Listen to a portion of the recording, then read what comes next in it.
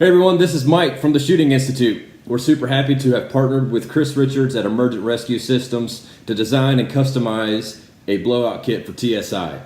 This blowout kit is unique in the fact that it is designed to be worn in the negative space behind your body armor. You can see that it's super low profile and it's not going to add any more bulk to your kit.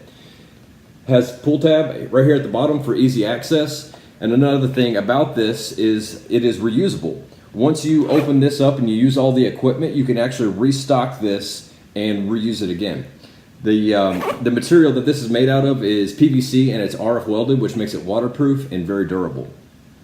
On our right hand side, we like to keep a lot of our bleeding equipment. So I'll show you what we have in here. We have a SWAT T tourniquet. This SWAT T tourniquet can double as a pressure dressing. So it kind of does a 2-in-1. You don't need ace wraps or other pressure dressings and a tourniquet. You can take this with you and have multiple functions with it. We have some combat gauze.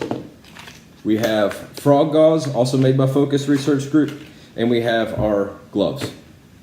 On our left hand side, we have one more bleeding control item, a ETD 4 inches.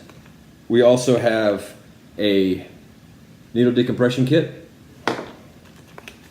a nasal pharyngeal airway with our Surgilube, and a hyphen chest seal. These hyphen chest seals have vents in them that'll basically turn it into a 3-sided occlusive.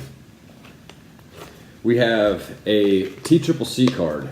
This TCCC card is super handy when you are taking a patient from one level of care to a higher level of care. You can take this card, hand it off to the next person. They can see their injuries and they can see all of your treatments as well. Again, I'd like to say a big thanks to Chris for putting this together for us. I hope you guys like this blowout kit and hope to see you guys out on the range soon.